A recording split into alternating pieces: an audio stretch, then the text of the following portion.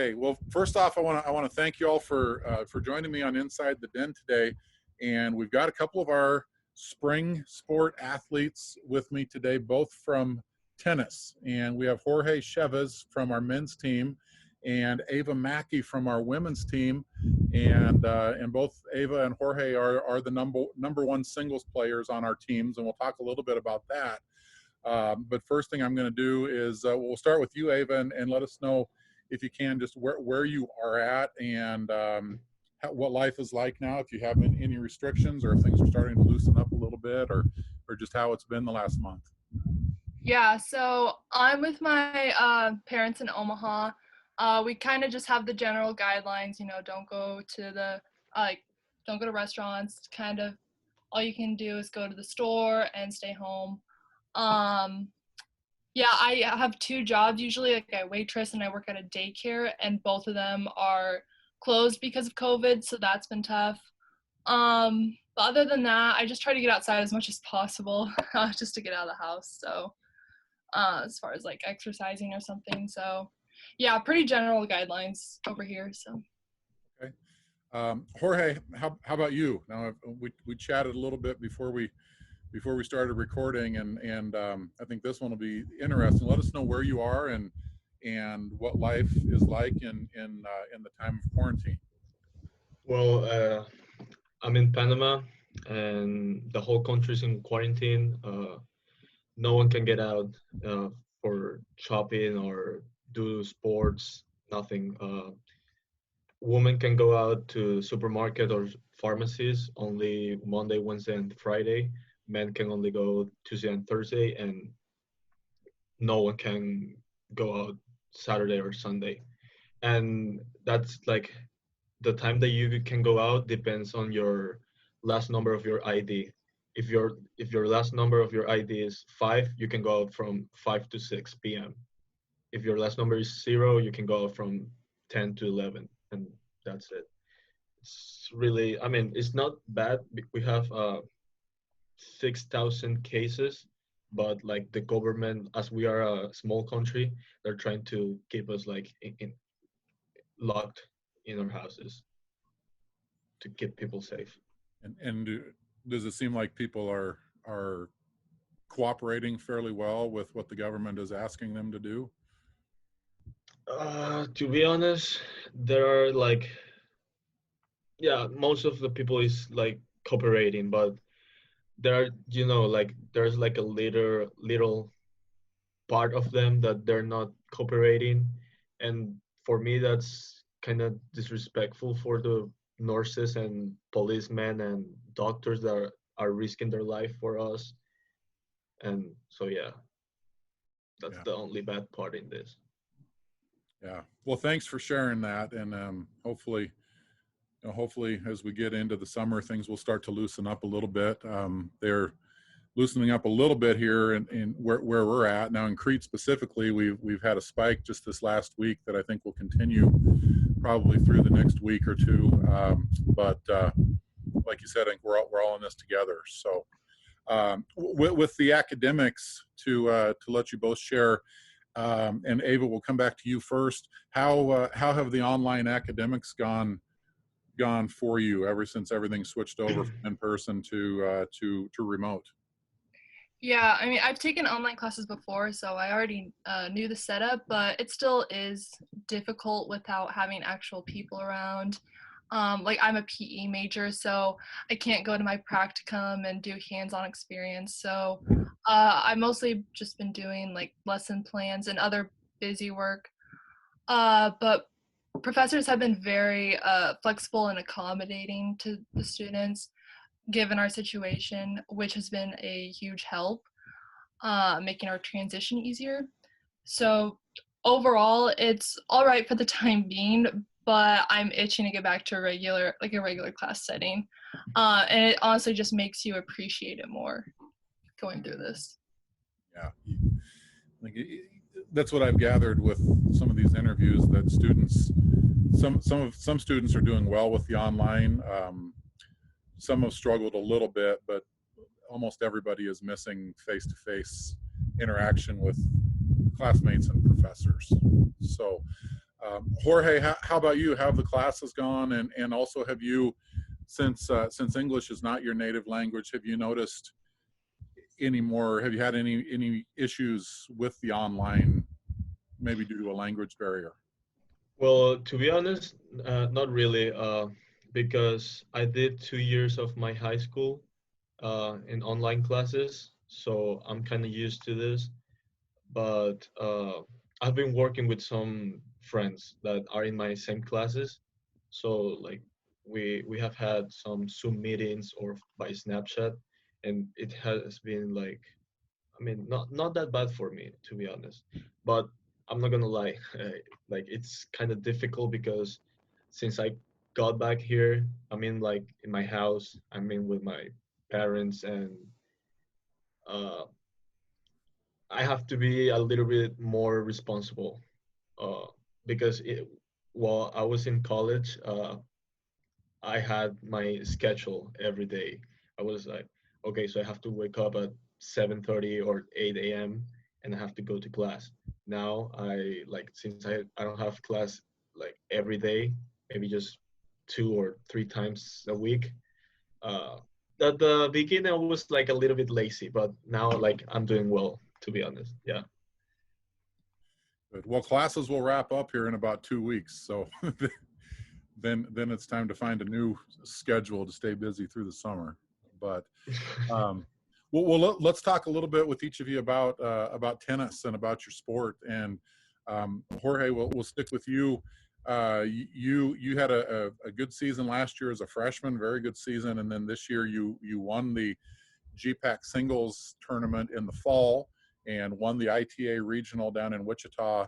And I think we're really ready to take off here this spring. Can you share a little bit about what you went through, I guess, with your emotions coming off of a really spectacular fall, ready to take off in the spring, and then finding out that we weren't going to have tennis here in the spring? Oh yeah, I was sad, honestly. I was like, so I was doing great. The whole team were doing great, and we were playing so good.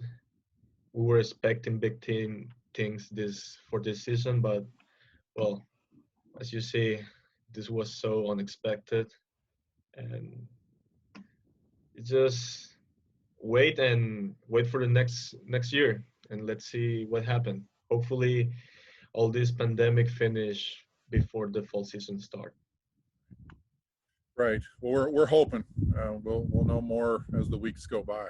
But Ava, how about you? You had a good freshman season, and then this fall as a sophomore, I think really showed some major gains in talking with Coach Hubbs and moving to the #1 spot. And I'm sure you were very optimistic as he was going into the spring season. So how did everything hit you when you found out we weren't going to have the spring? Oh yeah, it hit hard. I was super sad, and I was like really proud of my fall season, and I was extremely excited for the spring conference season. I mean, competition was pretty even all across the GPAC, so we were set for a good season. We were constantly hyping each other up throughout the year, like this is our year to take the GPAC. Like, so I was heartbroken when the season got canceled. I even called Ed during quarantine, and I was like, do you think they'll move the season till summer? And he was like, well, the national championships got canceled. But I mean, it was worth a shot. But yeah, coming off of last year, we were a very young team with like a lot of potential. Like we were all freshmen and one sophomore. But everyone on the team is very hardworking, and I kept thinking like, oh, we're gonna do some damage this year. Like I was just really excited. But I mean, it's unfortunate that it fell short, but we're gonna use this fuel for next season for sure. Good. Well, I know you've got most all the team will be back next year, and hopefully you can pick right up where you left off. And then for both of you, you're both this year sophomores with your eligibility, and they are granting another season for the spring athletes. So when you do wrap up one day, you will have an option if you want to come back as a grad student or as a fifth-year senior. So those are things that you will have the Yeah. opportunity in a couple of years. Yeah, that's honestly, that was when the assistant coach, when Ignacio texted me that morning. I was sleeping, and he told me like, "Oh, you have another season if you want to come back, like after your senior year." So I was honestly, my plan was I finish my 4 years and then do the same thing as him. But now I think I can play another season, so that's honestly that's really good. Let's talk. Last thing I've got is about training and Ava. With the way things are in Omaha, are you able to get out and play now? Tennis is a sport where I think you can play singles and still socially distance and do some of those things. So is that something that you've been able to do? Yeah, so Omaha recently closed down their city parks, which includes tennis courts. But I heard they're opening up soon.